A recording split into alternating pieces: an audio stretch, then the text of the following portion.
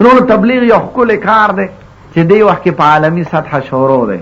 په دې عالم اسلام کې دومره منظم کار یوې ډلې نه کوي او نه کولی شي. 140 ملکونو کې دې وخت کې 15 لکه افراد په تبلیغ کې مشغوله دي. 15 لکه کسان په 140 ملکونو کې. یو جماعت هم داسې نشته چې دومره لوی کار کوي په خوږه طریقه. دا یوه. دویم د دې نه لویه خبره شته چې سړی خپلې پیسې خرچ کوي، خپله ټیکاله خوري، خپل سفر کوي او په جماعتونو کې شپې تیری او تاسو ته د دین خبرې کوي.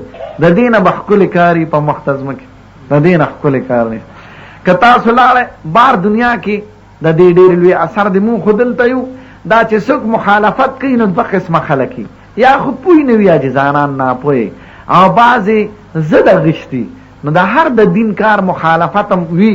مخالفت ته به نه ګورئ، تاسو د دین کار ته ګورئ چې د دین کار څومره دی. 2.5 لکه 3 لکه کافران خدای مسلمانان کړل په لږو ورځو کې خدای پاک د دوی په لاس.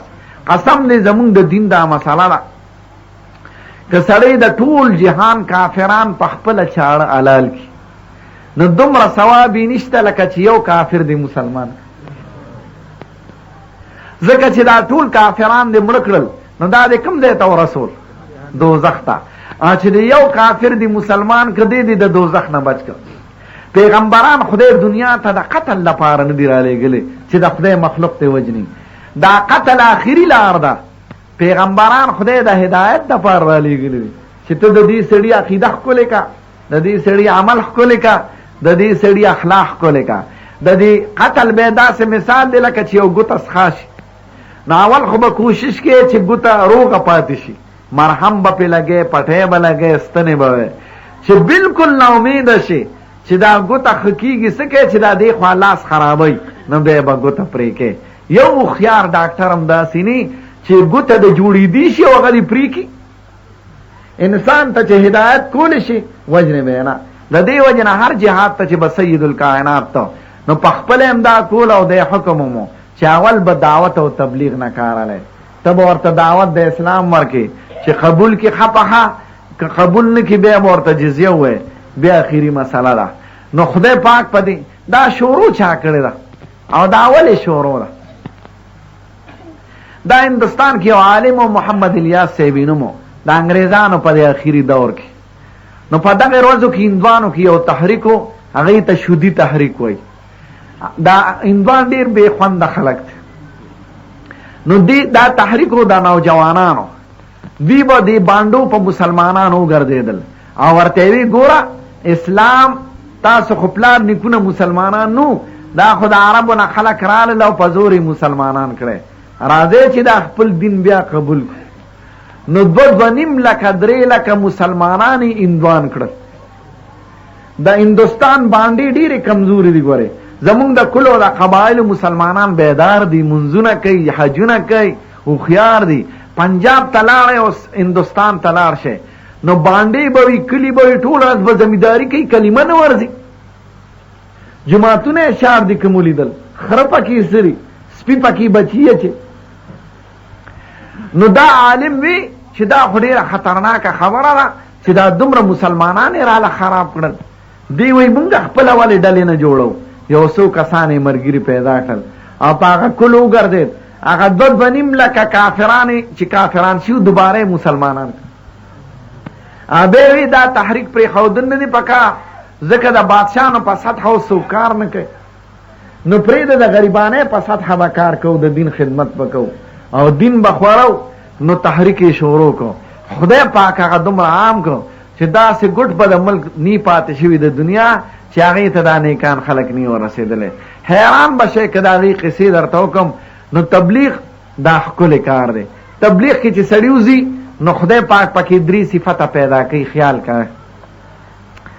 اول دا ده چې په خدای پاک باندې یقین مضبوط شي. ځکه سړی د جنت او د دوزخ خبرې اوري نو د خدای په وعدو، د خدای په طاقت، د خدای په قدرت، د خدای په مالکیت، د خدای په اختیار چې نفع او ضرر، خیر او شر، جنت او دوزخ دا ټول د دغه رب العالمین په اختیار کې دي. نو د خدای په ذات باندې یقین مضبوط شي نو دا د ایمان بنیاد دی. ایمان د سړي کلک شي، دا حقیقت دی. ګوره دویم رونو عملونه یې ښکلي شي، مونځ یې صحیح شي. ډېر خلک دي چې مونځ خطا کوي، لکه تاسو سوړې د لوکو سجده برابر نه کوي، قومه جلسه نه پېژني. حج یې صحیح شي، زکات یې په صحیح طریقه شي، روجې په صحیح طریقه شي، او عمل صحیح کول ډېر ضروري دی. ځکه دا گشتي شفاخانه ده، یو متحرک اسپتال دی او ګرځېدونکې مدرسه ده. د اسلام مدرسه د هر څه به دې زده شي پکې. دریم نمبر خدای اخلاق ښکلي کړي. نو زمونږ عالمان وایي ښکلي اخلاق هم لس دي او بد اخلاق هم لس دي. د ښکلي اخلاقو لس دوه خویونه دي او د خراب هم دوه دي. ښکلي اخلاقو کې اول عاجزي د تواضع ده. په دې لاره کې خدای انسان کې عاجزي پیدا کړي. که غټ افسري کډه دی په سري، که غټ افسري اور ته به پوکي ورکوي، هغه لوګي او به یې په مخ راځي او په ګیره. که غټ افسري چې څنګه مرګري دال او مسور خوري دی به هم خوري. په شار جماعت کې قسم دی چې سړی د چا کوڅې ته لاړ شي او تمبه ورته وډزوي او ورته وایي راشه د خدای دین خبرې کېږي، او دی ورته وایي زه شیخه قمقله او زه شیخه ته پکې د کوم ځای نه راغلی. څوک وایي د ښځو نه را تښتېدلي دی او څوک څه وایي. دې خبرو ته ځان ټینګول او دا برداشت کول دا بغیر د تواضع د عاجزۍ نه نه راځي. د سړي دماغ کې چې معمولي لوی وي او یو ځل یو سړي ته نصیحت وکړي او یې نه مني، بیا وایي خدای دې په تندر وایي زه یې څه کوم. خو دې وایي نه، دا ګران کار دی. ګورې مونږ ځان ته مولیان وایو او نه شو کولی. نو تواضع په سړي کې راشي او د تواضع مقابل لوی خوی تکبر دی. تکبر د سړي نه وباسي، عاجزي پکې راشي.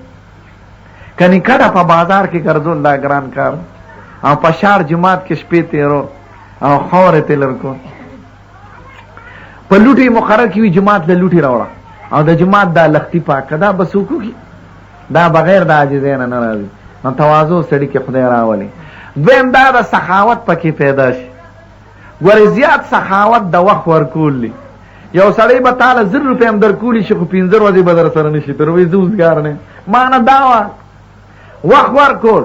بل پیسې خرج کول بظاهره خو هېڅ فایده نشته، د آخرت په نوم او د ثواب په نوم. مونږ خو چې دوانیز لګو اول هم دا سوچي چې په دې به 10 روپۍ ګټو په دنیا کې. نو پیسې لګئ، سخاوت پکې راشي.